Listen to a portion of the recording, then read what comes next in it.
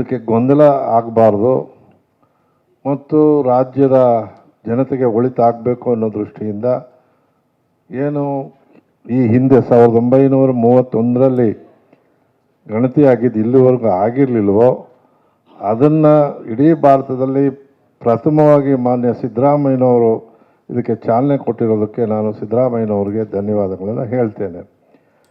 ಈ ಸಾಮಾಜಿಕ, ಶೈಕ್ಷಣಿಕ ಮತ್ತು ಔದ್ಯೋಗಿಕ ಈ ಒಂದು ಸಮೀಕ್ಷೆ ರಾಜ್ಯದ ಪ್ರಗತಿಗೆ ಸಹಾಯ ಆಗುತ್ತೆ ಅಂತಕ್ಕಂಥದ್ದು ನಾವು ಈಗಾಗಲೇ ಹಾವನೂರು ವರದಿಯಿಂದ ನಾವು ಅದರ ಪ್ರಗತಿಯನ್ನು ಕಂಡಿದ್ದೇವೆ.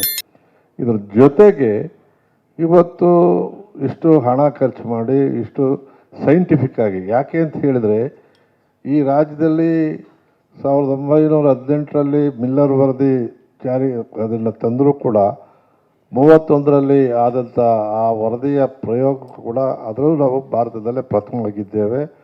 ನಾವು ಕೃಷ್ಣರಾಜ ಒಡೆಯರನ್ನು ನಾನು ಈ ಸಂದರ್ಭದಲ್ಲಿ ನೆನೆಸ್ಕೊಳ್ತೇನೆ. ತದನಂತರ ದಿನಗಳಲ್ಲಿ ದೇವರಾಜ ಅರಸರು ತಂದಿದ್ದು ಕೂಡ ನೋಡಿದ್ದೇವೆ. ಆದರೆ ನಾಗನಗೌಡ ವರದಿ ನಿಂತೇ ಹೋಯಿತು. ನಾಗನಗೌಡ ವರದಿಯನ್ನು ಜಾರಿಗೆ ತರಲಿಲ್ಲ.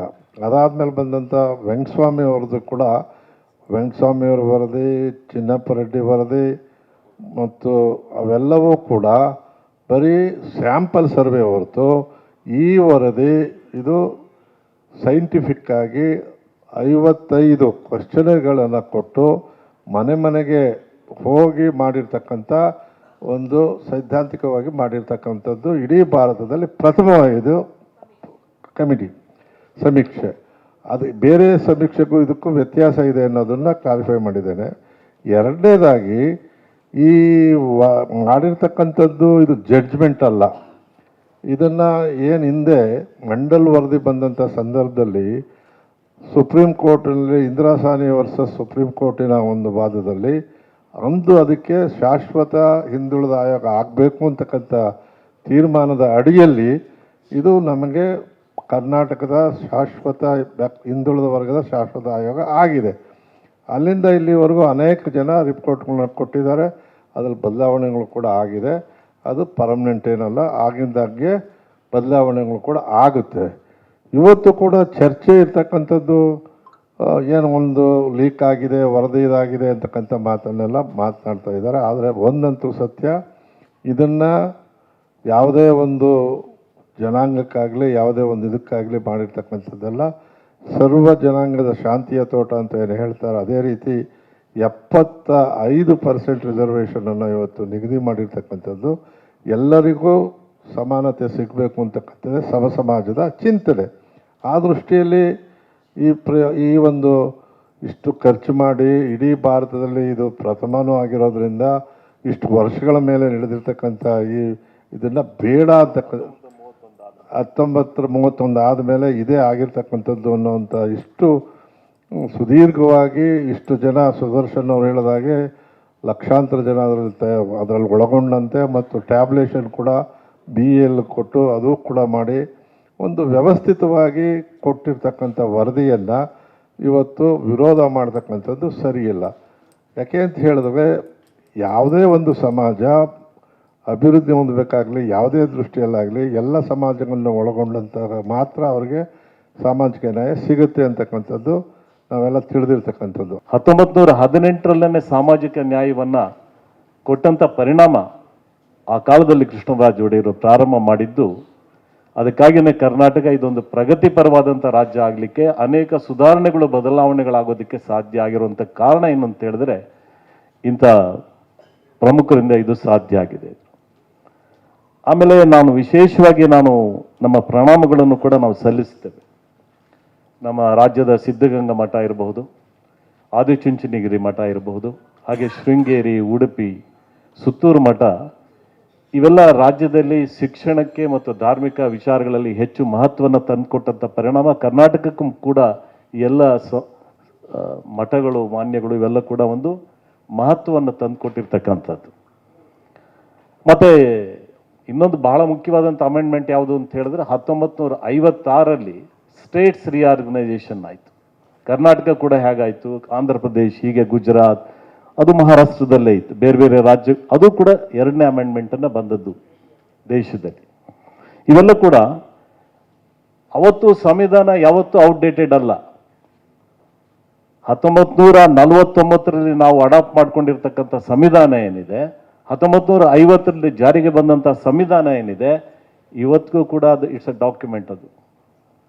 ಸೊ ಅದರ ಆಧಾರದ ಮೇಲೆ ನಮ್ಮ ಲೆಜಿಸ್ಲೇಚರು, ನಮ್ಮ ಎಕ್ಸಿಕ್ಯೂಟಿವ್, ನಮ್ಮ ಜುಡಿಷಿಯರಿ ಎಲ್ಲವೂ ಕೂಡ ರೈಟ್ ಆ್ಯಂಡ್ ರೆಸ್ಪಾನ್ಸಿಬಿಲಿಟಿ ಇದೆ.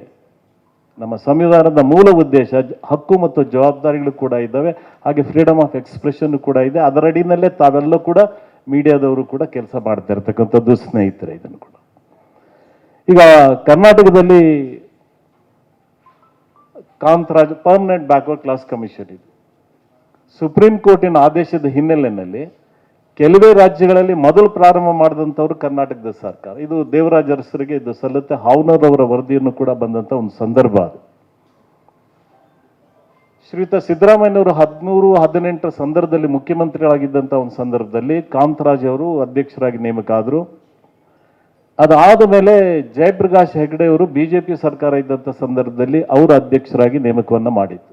ಈ ಒಂದು ಕಾಂತರಾಜು ಜಯಪ್ರಕಾಶ್ ಹೆಗಡೆ ಅವರ ವರದಿಯ ಮುಖ್ಯ ಪುಟಗಳನ್ನು ನಿಮ್ಮ ಮುಂದೆ ಇಟ್ಟಿದ್ದಾರೆ.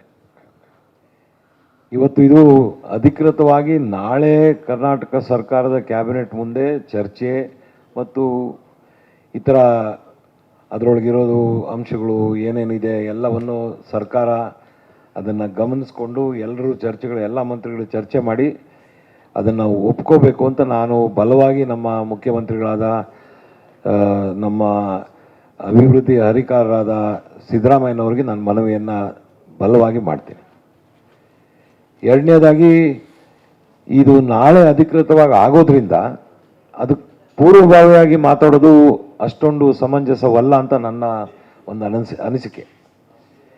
ಯಾಕಂದರೆ ಈ ಒಂದು ಕಾಂತರಾಜು ಮತ್ತು ಜಯಪ್ರಕಾಶ್ ಹೆಗಡೆ ಅವರ ಈ ಸೋಷಿಯೋ ಎಕನಾಮಿಕ್ ಅಂದರೆ ಆರ್ಥಿಕ ಮತ್ತು ಸಾಮಾಜಿಕ ಮತ್ತು ಶೈಕ್ಷಣಿಕ ಈ ಒಂದು ಏನು ವರದಿಯನ್ನು ಸಂಪೂರ್ಣವಾಗಿ ಸವಿಸ್ತಾರವಾಗಿ ನಮ್ಮ ರಾಜ್ಯದಲ್ಲಿ 2014-15ರಲ್ಲಿ ಮಾಡಿರೋದು ಬಹಳ ಸೈಂಟಿಫಿಕ್ ಆಗಿ, ಮೆಕ್ಯಾನಿಕಲ್ ಆಗಿ, ಮೆಥಾಡಿಕಲ್ ಆಗಿ ಮಾಡಿದ್ದಾರೆ.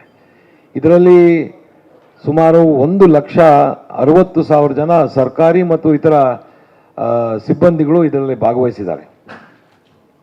ಎಲ್ಲ ಜಿಲ್ಲೆಯ ಜಿಲ್ಲಾಧಿಕಾರಿಗಳು ಇದಕ್ಕೆ ಮೇಲ್ವಿಚಾರಣೆ ನೋಡಿಕೊಂಡಿದ್ದಾರೆ. ಮತ್ತು ಈ ಒಂದೂವರೆ ವರ್ಷದಲ್ಲಿ ಇವರೆಲ್ಲರೂ ಭೇಟಿ ಕೊಟ್ಟಿರೋದು 1,35,35,772 ಕುಟುಂಬಗಳನ್ನು. ಇದು ಮೊದಲೆಲ್ಲ ನಡೀತಾ ಇದ್ದಿದ್ದು ಸ್ಯಾಂಪಲ್ ಸರ್ವೆ, ಇದು ಡೀಟೇಲ್ಡ್ ಸರ್ವೆ.